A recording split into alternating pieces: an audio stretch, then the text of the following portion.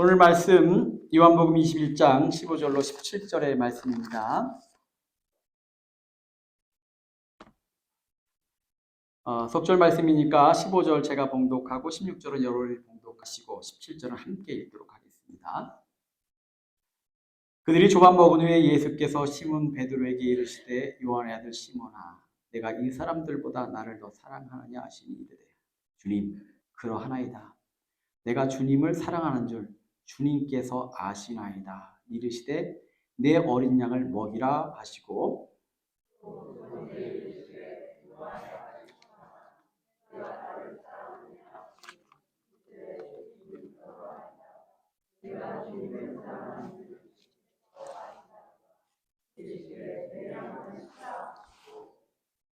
함께 읽겠습니다.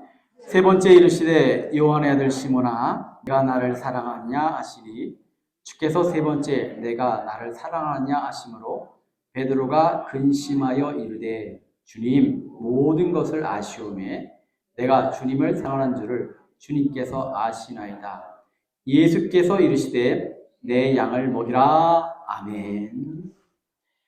예, 오늘 부활절에 이 기쁜 날에 함께 예배드리시는 여러분들 축복합니다. 또 우리 마음껏 축복을 선포하는 시간 갖도록 하겠습니다. 함께 따라할까요? 하나님께서 당신을 위하여 축복의 새 역사를 시작하셨습니다. 아멘. 우리 나를 위해서 자신을 위해 축복합니다. 하나님께서 나를 위하여 축복의 새 역사를 시작하셨습니다. 아멘. 우리 옆에 계신 분들 오늘은 좀 여태까지 눈을 못 맞췄 분들을 좀 맞추시면서 축복합니다. 예, 다 정하셨어요? 여태까지 안 해본 분들 함께 축복합니다. 하나님께서 당신을 위하여 축복의 새 역사를 시작하셨습니다. 아멘. 예, 선포하다 보면 어느 순간 반드시 이루어져 갖고 깜짝 놀라실 거예요. 저는 이런 고백이 너무 많아서 너무 좋습니다. 오늘은 얼굴 빨개지셨어요? 오늘은 예수를 믿는 자에게 하나님께서 예수님을 통하여 승리의 날로 선포하신 부활절입니다. 이보다 더 좋을 수가 없는 날입니다. 믿으십니까? 죄인이었던 우리를 위하여 죽음을 이기시고 부활하심으로 구원의 은혜를 베푸신 예수님을 찬양하고 믿음으로 고백하는 벤추라교회 모든 성도가 되셔서 정말 주님이 주시고자 하는 가장 큰 선물, 구원의 은혜를 반드시 쟁취하시고 돌아가시기를 축원합니다. 저희는 부활의 능력으로 구원받은 존재입니다. 그렇다면 여기서 한 가지 우리가 생각해 볼 것이 있어요. 부활의 능력으로 구원은 받았는데 구원받은 자가 어떻게 살아야 할까요? 제가 목회 현장에 있을 때도 그랬고 지난 몇 년간 목회 현장을 좀 떠나서도 늘 그런 고민을 했어요. 이렇게 말할 수 없이 크신 은혜로 우리가 구원받았는데 나는 구원받은 자답게 살고 있는가? 여러분은 구원받은 자답게 살고 계십니까? 라고 질문하면 그만할 수 있습니까? 그렇게 살고 계시지만 그래도 겸손하게 한 번쯤 질문을 던지는 거예요. 나는 예수 믿는 자답게 살고 있을까? 때로 많은 사람들이 나는 교회를 다닙니다. 신앙생활 열심히 합니다. 찬양도 열심히 합니다. 이렇게 자랑하시는 분들도 계셔요. 당당하게 말씀하시는 분들도 계세요. 그런데 아주 가끔 속으로 그런 생각을 합니다. 저분은 좀 어디 가서 교회 다니는 소리 좀 안 했으면 좋겠다. 저만 그런 게 아니네요. 다 그런 분들이 계셨었나? 좀 그렇잖아요. 근데 또 누군가 우리가 내가 벤추라교회 다닙니다. 저는 집사입니다. 권사입니다. 말할 때 100 100명, 1000명 중에 한 명이라도 혹시나 또 우리를 그렇게 생각하는 사람이 있을 수도 있다면 안타깝잖아요. 그래서 우리는 늘 내가 예수 믿는 자로서 예수 믿는 자답게 살고 있는가라고 하는 질문이 반드시 필요하다는 거예요. 그것은 직분이 중요한 게 아닙니다. 뭐 몇 년 믿었냐? 그게 중요한 게 아니에요. 심지어 목사도 마찬가지입니다. 목사가 구원의 증거는 아니에요. 목사도 잘 믿어야지 구원받는 거지, 목사라는 타이틀을 받았다고 그것이 구원을 개런티하는 거 아니잖아요. 목사도 목사다워야 되는 거고. 그러기에 오늘 설교 제목이 부활 이후의 삶, 또 다르게 표현하면 우리가 구원받은 이후의 삶을 어떻게 살아야겠는가 라는 그런 질문 속에 말씀을 준비해 봤습니다. 우리가 구원받은 자의 이후의 삶, 특별히 오늘 본문을 보니까 예수님께서 부활하신 이후의 제자들과의 대화인데 우리는 어떻게 살아야 되겠는가? 첫째로는 오늘 부활절에 믿는 자로서 믿음의 서약식이 있기를 간절히 축원합니다. 오늘 서약하시는 거에 사인하시는 날이에요. 외국에 나오니까 사인을 함부로 하면 안 된대. 사인이 정말 중요하다고 그러더라고요. 사인 한번 잘못하면 인생 망한대. 그러나 오늘 하나님께 사인하시면 여러분 인생에 복 받은 줄 믿습니다. 제가 연애 얘기 좀 할게요. 이거 누군지를 정확하게 말해야지, 일부에 볼 때 누군지 정확하게 말을 하지 않아가지고 오해를 사서 제가 지금 같이 사는 사람 얘기입니다. 좀 여쭤 옆방에 있는데 제가 1997년도에 처음 목회를 나갔는데 4월에 목회를 나갔는데 97년도 1월쯤인가 아내와의 교제가 시작이 됐어요. 그러니까 여러분 교제한 지 4개월쯤이다? 좋을 때죠. 한참 보고 싶고. 그런데 강원도 영월로 목회를 나가게 됐어요. 그래서 대학원이 있을 때나 서울에 이제 냉천동에 있는 대학원 수업이 있을 때나 겨우 올라와서 그때 아내는 대학교를 다닐 때니까 얼굴 보고 이제 내려가고 그랬습니다. 참 장거리 연애로 목회 중에 힘들게 연애를 하고 있는데 저 옆방에 있는 사람이 저를 2번이나 차는 거예요.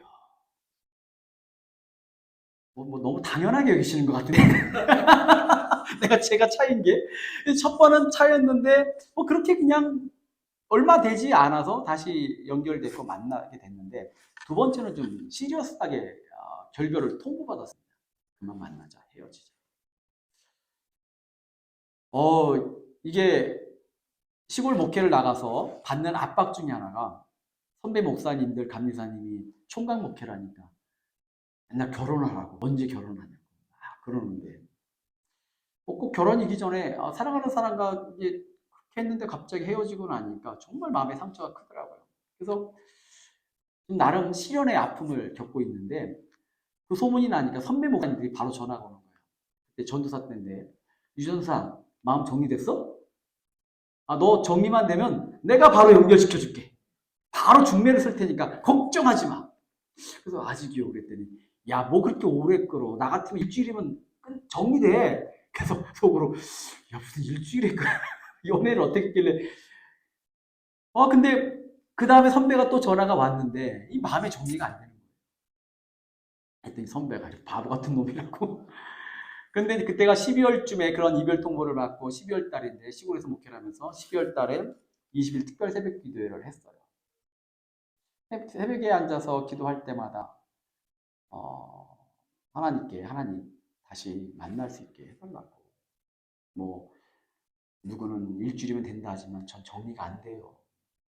그러면서 그렇게 가는데 뭐 연락도 끊겼고 그거 아시죠? 그런 상태에서 전화하기도 정말로 어렵고 그때만 해도 또 연락도 그렇게 쉽지 않던 지금처럼 셀폰이 흔하던 시대는 아니었으니까.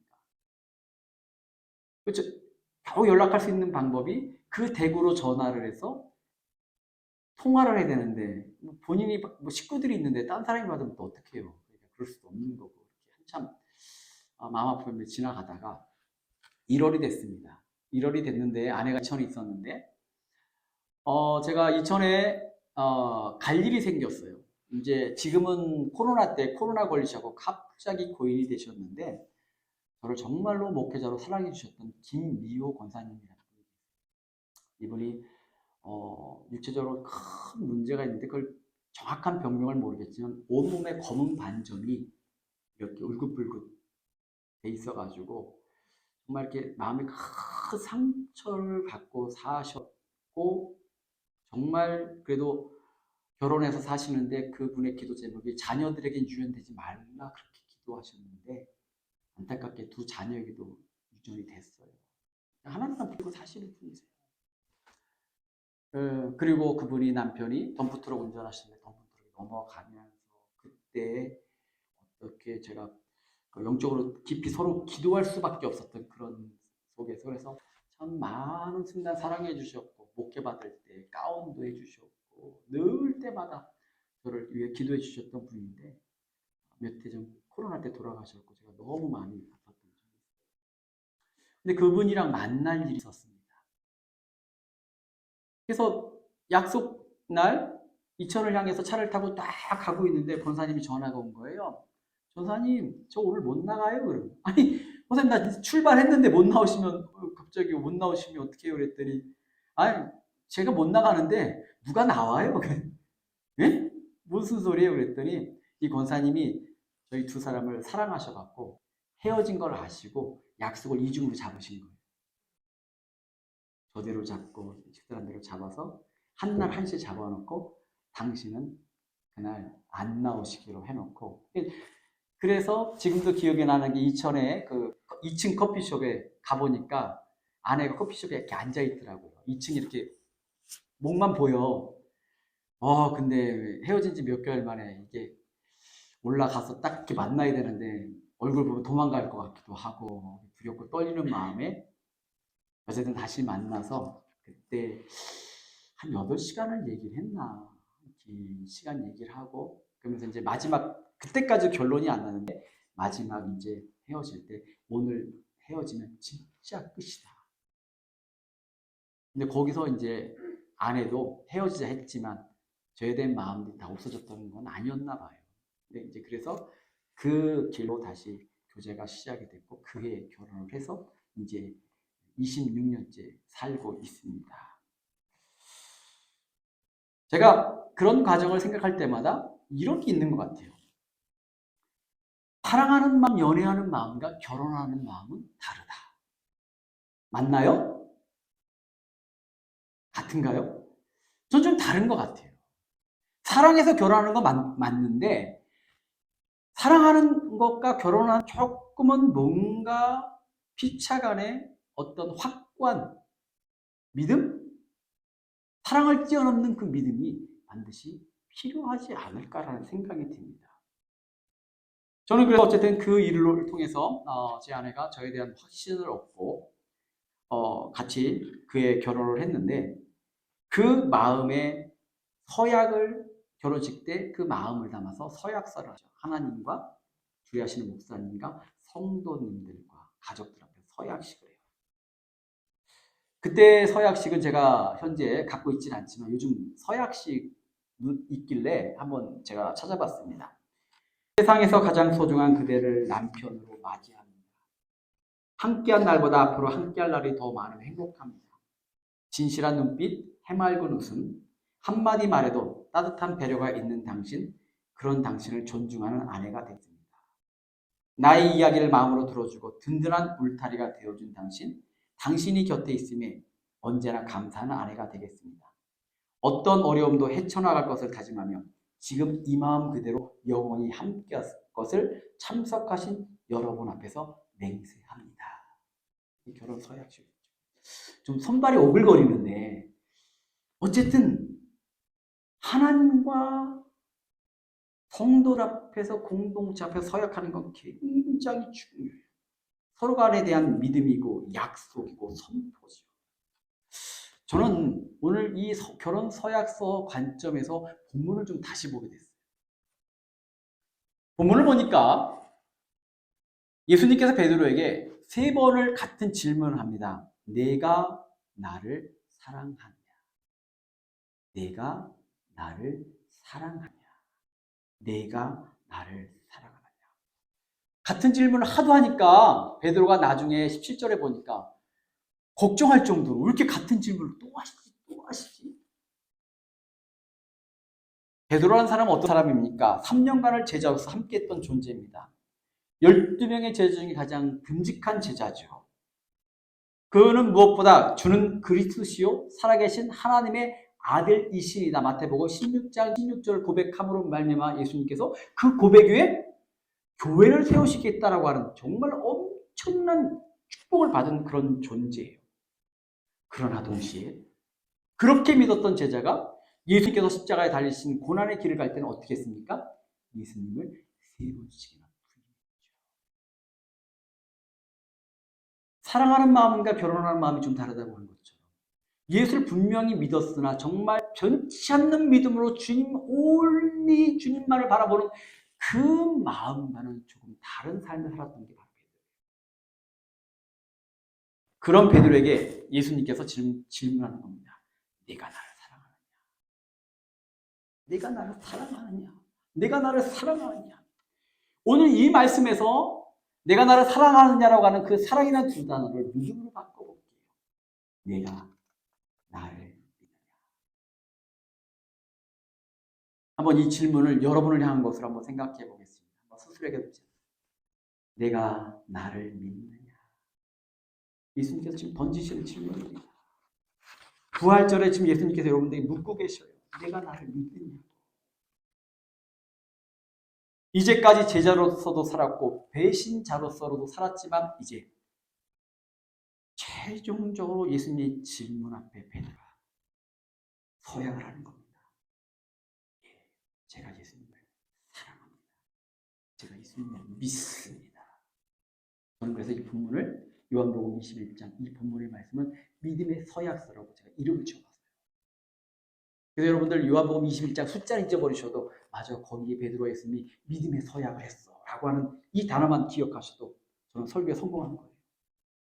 왜? 오늘 이 믿음의 서약서는 베드로를 향한 것인가 동시에 바로 여러분 자신을 향해서 던진 질문이기 때문인 거죠. 오늘 예수님의 이 질문 앞에 여러분은 어떤 고백을 하시겠습니까? 베드로와 같이 주님을 사랑하겠노라고, 내가 주님을 사랑하겠노라고 믿음의 사인을 남기시는 여러분 되시기를 축원합니다. 이 부활절은 단 것이 아니라 바로 주님의 그 놀라운 사랑과 질문 앞에 여러분이 아멘으로 화답하는 날이에요. 오늘 분명히 사인하고 돌아가시기를 축원합니다. 내가 사랑한다고 선포하시기를 간절히 원합니다. 그것이 이 날의 가장 복된 축복의 증거입니다. 두 번째로는 오늘 말씀을 통해서 우리가 어떤 존재인지를 알아야 되는데 반석위의 백성임을 여러분 믿으시기를 원합니다. 마태복음 7장 26절로 27절의 말씀입니다. 나의 이 말을 듣고 행하지 아니하는 자는 그 집을 모래 위에 지은 어리석은 사람 같으니 비가 내리고 창수가 나고 바람이 불어 그 집에 부딪힘에 무너져 그 무너짐이 심하니라. 이 반석 위의 집과 모래 위의 집이 얼마나 다른지를 이야기하고 있는데 저는 이 말씀을 읽을 때마다 잊을 수 없는 추억이 있어요. 제가 1990년도에 서울의 효창동에 있는 효창감리교회 신학생으로 사역을 할 때입니다. 그때 학생부 수련회가 수십 명을 이끌고 홍천의 유명한 홍천강에 가서 수련을 하는데 제가 선발대로 가갖고 그때만 해도 옛날이라 텐트를 짊어지고 조그만 텐트도 아니고 수십 명이 들어가는 무거운 텐트를 짊어지고 가서 텐트를 치고 수련을 했어요. 강가에서. 근데 가서 보니까 강을 이렇게 살펴보다 보니까 모래턱 아시죠? 모래가 내려가다 쌓여가지고 모래턱이 아주 그래서 제법 널찍한 데가 생겨서 모래턱에다가 제가 텐트를 쳤어요. 그리고 모래를 파갖고 화장실을 만들고 나무를 대가지고 그 화장실도 만들었는데 지금도 생각해보면 학생 하나가 거기서 일 보다가 나무가 부러져갖고 그런 일도 있었어요. 근데 더 기가 막힌 일은 둘째 날입니다. 제가 새벽 5시쯤에 깼어요. 깨서 막 빗소리가 들리는데 좀 뭔가 심상치 않아. 그래가지고 텐트 문을 딱 열었는데 분명히 자기 전날에는 비가 오기 전에는 거기 그 텐트 앞으로 약 10m 정도의 모래밭이 쫙 있었는데 밤새 비가 와가지고 모래가 강물에 쓸려나가기 시작해갖고 불과 2m밖에 안 남은 거예요. 그 말은 뭡니까? 곧 계속 쓸려나가며 짧은 시간 안에 텐트로 물이 들어와서 강물에 휩쓸려 나가게 생긴 거죠.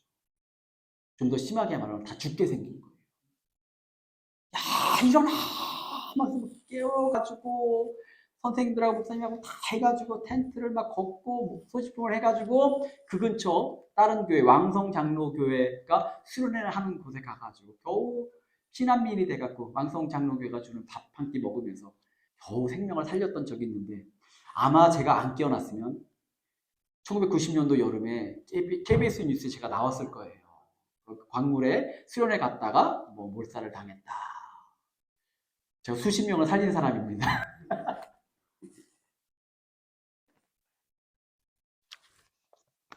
네, 여러분.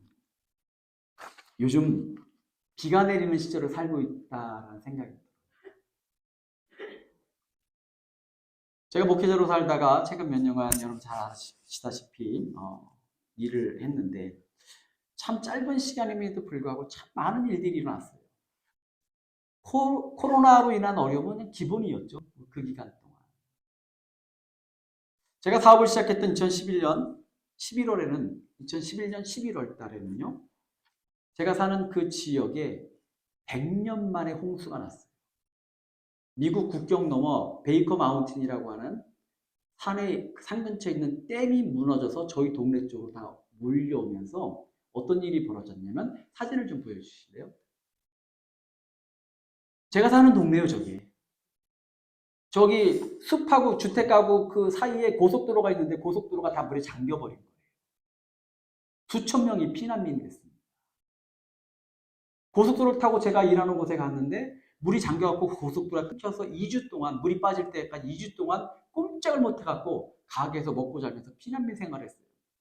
그날 제가 월마트를 갔는데 사람들이 패닉바잉이죠. 막 뭐죠? 그 한국말로 뭐라 하나. 하여튼 물건들을 사재기를 해가지고 월마트의 그로셔리 파트가 다 빈칸이 됐어요. 가스스테이션에 줄을 서갖고 가스를 다 넣어갖고 가스스테이션이 솔드아웃 됐어요. 또 그때가 얼마나 추웠는지. 그뿐입니까? 그 기간에 전쟁 났지요. 인플레이션 터져가지고서 요즘 뭐 모든 비용이 2배, 3배 막 뛰는데 뭐 사업해 보신 분들 아시겠지만 비용이 올랐다 그만큼 이거 올릴 수는 없고 예전처럼 마진 차이가 뭐 점점 줄어들어요. 비가 와서 눈이 와서 가스값이 올라서 일일이 말씀드리지 않아도 정말 수많은 일들이 벌어지는 거예요. 모든 상황과 조건들이 수시로 변하고 요동칩니다. 몇 년을 지내고 보니까 이렇더라고요. 세상은 믿을 게 없구나. 맞나요? 세상은 믿을 게 없어. 얼마나 수시로 변하고 혼동스러운지. 정말 이런 시대 속에서 여러분은 무엇을 믿고 무엇을 의지하고 살고 계시나요? 여러분 뭘 믿고 계시나요? 오늘 본문으로 다시 돌아가 보면 예수님께서 내가 나를 사랑하느냐라는 질문과 더불어 예수님께서 3번 같은 말씀하시는데 내 어린 양을 먹이라, 내 어린 양을 치라, 내 어린 양을 먹이라 이런 말씀을 계속합니다. 내가 나를 사랑하느냐? 그러면 내 어린 양을 먹이라. 어린 양을 치라. 이 말씀은 여러분 여태까지 사명이라는 관점에서 우리 어떤 헌신이라는 관점에서 보셨을 거예요. 맞습니다. 이 말씀은 우리의 믿는 자로서의 사명. 그래서 베드로는 이 말씀을 받고 복음의 전도자가 되어 십자가에 거꾸로 달려 죽을 때까지 주님만을 위해 살았습니다. 근데 저는 이 말씀을 묵상하는 가운데 좀 이전과는 다른 마음을 주셨어요. 다른 깨달음을 주셨어요. 예수님께서 우리를 향한 어떤 그 명령, 사명보다 더 크게 느껴지는 게 있었는데 그건 뭐냐면 그 말씀하신 예수님의 진짜 마음이 뭔지를 생각해 보는 거예요. 예수님 진짜 마음일까요? 야 가서 전도해! 내가 너 구원해줬으니까 열심히 살아. 이게 아니라 나가서 내 양을 치라. 복음 전도자가 되라고 하는 그 말씀 속에 담긴 근본적인 예수님의 마음을 살펴보니까 죽음을 이기시고 부활로서 승리하신 예수님께서 지금 베드로에게 이렇게 말씀하시는 거예요. 잘 되시기 바랍니다. 베드로야, 내가 혼자 하라고 하는 게 아니야. 베드로야, 내 힘으로 하라는 게 아니야. 베드로야, 죽음도 이긴 내가 너와 함께 할 거야. 베드로야, 내가 너의 든든한 반석이야. 내가 너를 도울 거야. 그러니 걱정하지 마. 염려하지 마. 죽음도 이긴 내가 너와 함께 하는데 왜 두려워해? 죽음도 이긴 내가 너를 도울 건데 왜 염려하고 걱정해? 저는 예수님 그 마음이 느껴지는데 정말 행복해지더라고요.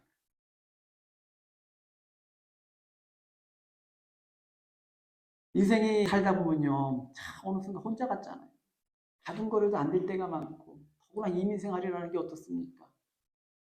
고국 떠나 산다는 게 더 외롭고 혼자일 때가 많고, 어떻게 하지?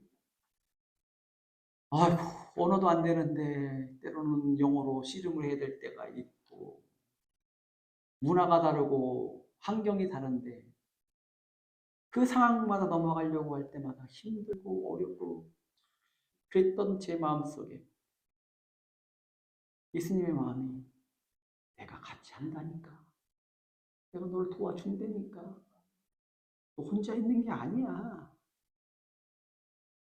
이 마음으로 이 말씀이 다가오는데 평안해지고 행복해지라는 거예요. 부활 이후 부활의 주님께서 믿음의 서약서를 고백한 베드로에게 주셨던 이 말씀, 오늘 우리에게도 오셔서 반석되시겠다고 말씀하신 줄 믿습니다. 세상은 변해도 예수님은 변하지 않으십니다. 우리가 변하지 않으면요, 우리가 믿음을 지키면 예수님은 변함없는 모습으로 우리와 함께 하십니다. 그러기에 오늘 이 부활절에 우리가 믿음의 서약서를 하실 뿐만 아니라 서약서를 한 영혼마다 반석이 되시겠다고 함께 하시겠다고 하는 그 예수님의 그 마음을 느끼시고 깨달으셔서 정말로 우리가 얼마나 복된 존재인지 깨닫고 돌아가시기를 축원합니다. 마지막으로 부활 이후에 그러기에 이제 믿음의 반석으로 산 우리들이 살아갈 삶의 모습을 생각해 보려고 합니다. 제가 1월 말쯤인 것 같아요. 누가복음 15장 11절로 32절의 말씀, 돌아온 탕자를 배경으로 당연하지 않습니다라는 설교를 전했습니다. 기억하시나요? 다 잊어버리셨구나. 예, 당연하지 않습니다가 설교였어요. 이게 당연하게 여기면요, 어떤 일들이 벌어지냐, 감사지수, 당연지수 올라가면 감사지수 폭락합니다. 당연지수 올라가면요, 은혜지수 폭락합니다. 당연지수 올라가면 감동지수 사라집니다. 당연한 게 어디 있어요? 여러분들 주일날 이루어지는 일들 중에 당연한 게 어디가 있겠어요? 주님께서 이 예배, 교회를 지키셨기에 이렇게 예배 드리는 줄 믿습니다. 당연한 것 같아, 당연한 것 같지 않아요. 당연한 게 아니에요. 너무나 사람들이 당연하게 여기는데 당연하다고 여기는 일들이 많아지면 많아질수록 주님과의 관계는 멀어져요.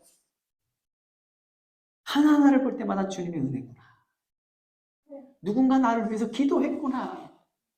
누군가 그냥 꽃 하나도 그냥 있는 게 아니라 이게 누구의 손길이 임했었구나. 누군가 헌신했구나. 이 하나하나가 쌓여서 우리가 은혜를 받게 되는 거죠. 제가 그래서 이 본문 돌아온 탕자 이야기를 배경으로 제가 돌아온 탕자 그 이유라고 하는 설교 6주 동안 설교했던 적이 있어요. 왜냐하면 성경을 보시면 돌아온 탕자가 아버지가 환대를 하면서 그 아들로서 회복이 됐습니다. 그리고 나서 어떻게 됐을까요? 어떻게 살았을까요? 잘 살았겠죠? 잘 살았을 거예요. 근데 어떻게 사람이 잘 사는 건지 한번 상상을 좀 해봤어요. 제가 그의 삶에 나타나는 변화가 무엇일까 한번 단어로 정리를 해봤는데, 좀 앞에 좀 보세요. 그의 마음속에 분명히 이런 마음들이 생겼을 거예요. 자족, 믿음, 분별, 만족, 신뢰, 기쁨, 열정, 사랑, 감사, 회개, 자비, 인내, 순종, 나눔, 돌아봄, 경청, 겸손, 행복, 성실. 예전에 밥 한 끼 먹는 게 당연했어요. 반찬 투정했어. 근데 이전에는 거지가 되어서 돌아와 보니까 밥 한 끼 먹는 게 너무나 감사하고 아버지의 은혜가 느껴지기 시작해요. 그래서 행복해. 자기의 교만을 회개해. 인생이 바뀌죠. 종합해보면요, 자신의 삶을 사랑하게 됐다는 거예요. 예수님의 백성된 자는요, 자신의 삶을 사랑하는 존재입니다. 여러분, 믿음의 증거가 여러분의 삶을 사랑하는 건데, 여러분의 삶을 정말로 사랑하시기를 축원합니다. 그런데 많은 사람들이 이민 나와서 그런 얘기해요. 아유, 내가 한국에서 괜히 나왔어. 요즘에 자꾸만 그 이민에 대한 매력이 떨어진다 그러더라고요. 내가 한국에 있으면 연봉이 얼만데, 한국에 있었으면 좋은 차를 타고 때마다 여행도 다니고 살았을 텐데, 여기 와서 내가 커피 타고 앉아있네. 내가 여기서 뭐 하고 있네. 이러고. 뭐예요?